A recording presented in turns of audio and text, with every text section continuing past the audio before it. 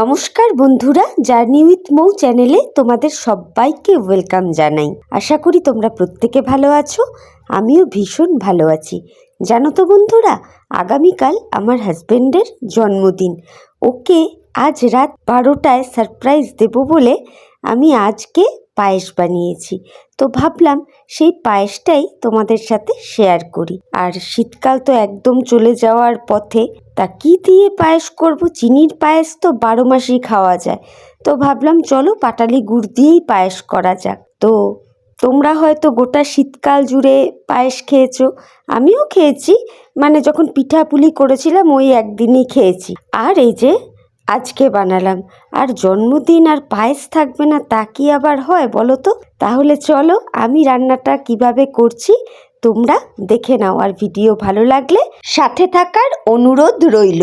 তো দেখো, এখানে আমি 2 লিটার মতো দুধ নিয়েছি। ঠিক আছে, এটা আমি আমুল দুধ নিয়েছি 2 লিটার।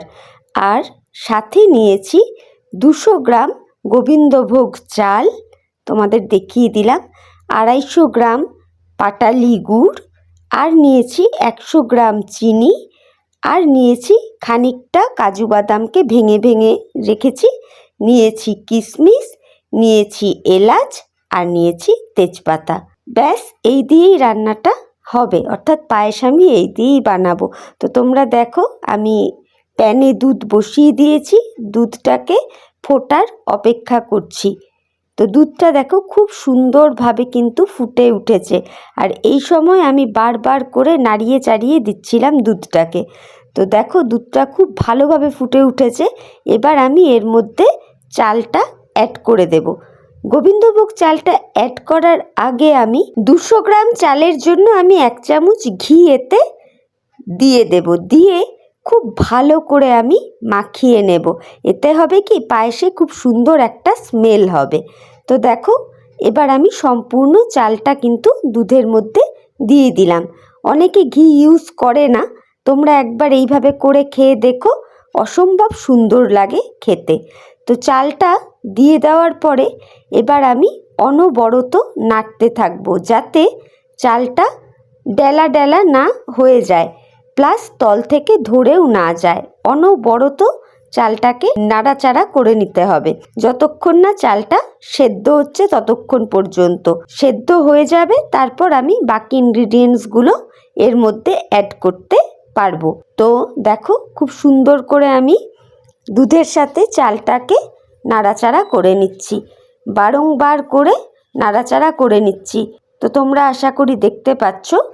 এরই ফাঁকে আমি এর মধ্যে দিয়ে দিলাম 2টো তেজপাতা, যে ছিল তেজপাতাটাকে ছিঁড়ে দিয়ে দিলাম। দিয়ে আবারও ভালো করে নাড়াচাড়া করে নিচ্ছি।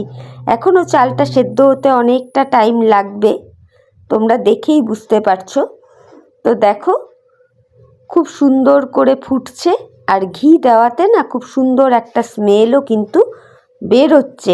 সেই জন্যেই বললাম, পায়েসটা যখন তৈরি হয়ে যাবে, পায়েস থেকেও একটা অদ্ভুত রকমের গন্ধ বের হবে।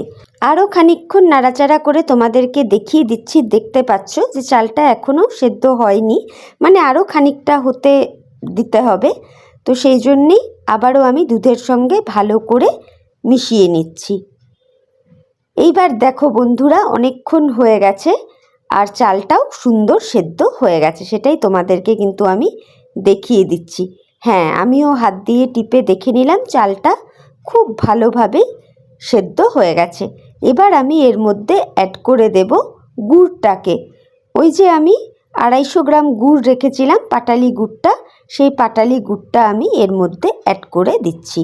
তো পাটালি গুড়টা অ্যাড করে দেওয়ার পর আমি দুধের সাথে পাটালি গুড়টাকে আবারও ভালোভাবে নাড়াচাড়া করে মেশাতে থাকবো, যেন গুড়টা একদম ভালোভাবে গলে যায়, একটুকু যেন ডেলা ডেলা মতো না থাকে। ডেলা ডেলা অবস্থায় গুড়টা দিয়েছি বলে একটুখানি হাতা দিয়ে ভেঙে ভেঙে দিলাম।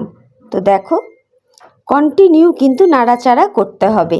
এরপর আমি এর মধ্যে অ্যাড করে দিচ্ছি ভেঙে রাখা কাজুগুলোকে, আর সাথে দিয়ে দিচ্ছি কিশমিশগুলোকে।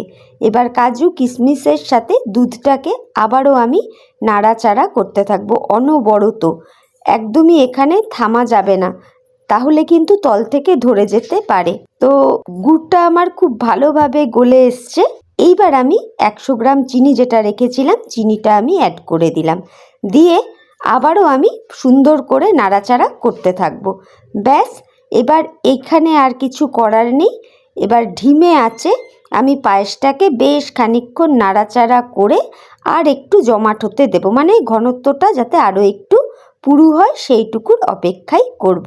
ব্যাস, রান্নাটা আমার কমপ্লিট। এবার নামাবার আগে এলাচের খোসা ছাড়িয়ে জাস্ট এলাচের দানাগুলোকে আমি পায়েসের ওপরে দিয়ে দেব সুন্দর একটা ফ্লেভারের জন্যে। দিয়ে আরও আমি মিনিট 3-4 মতো ফুটিয়ে নেব। তো তোমরা দেখো পায়েস আমার অলমোস্ট ডান। এরপর আমি নামিয়ে নেব। তো খানিকক্ষণ আরও একটু নাড়াচাড়া করে নিচ্ছি। বন্ধুরা, তোমাদের যদি আমার এই রেসিপিটা দেখে ভালো লেগে থাকে তাহলে অবশ্যই লাইক, কমেন্ট, শেয়ার, সাবস্ক্রাইব করে পাশে থেকো। আর ভিডিওটা কিন্তু প্লিজ নো স্কিপ করে দেখো। আর এইভাবে একবার তোমরাও পায়েস বানিয়ে খেয়ে আমায় কমেন্ট করে জানিও। তো দেখো পায়েস কিন্তু একদম তৈরি, সুন্দরভাবে তৈরি হয়ে গেছে পায়েস। এইবার আমি একটা বাটিতে পায়েসটাকে নামিয়ে নিচ্ছি। তো দেখো পায়েসটাকে বেড়ে এরপর আমি এর ওপরে কি দেব সেটাও তোমাদের সাথে শেয়ার করব। এবার আমি সামান্য কটা কাজু আর কটা কিশমিশ দিয়ে পায়েসটাকে পরিবেশন করব। তো এই ছিল আজকের রেসিপি, তৈরি হয়ে গেল গুড়ের পায়েস। তো বন্ধুরা চলো আজকের মতো আমি বিদায় নিচ্ছি। নতুন একটা ভিডিওর সাথে আবার দেখা হয়ে যাবে। ততক্ষণ প্রত্যেকে ভালো থেকো, সুস্থ থেকো, সাবধানে থেকো। Tata, bye, love you all.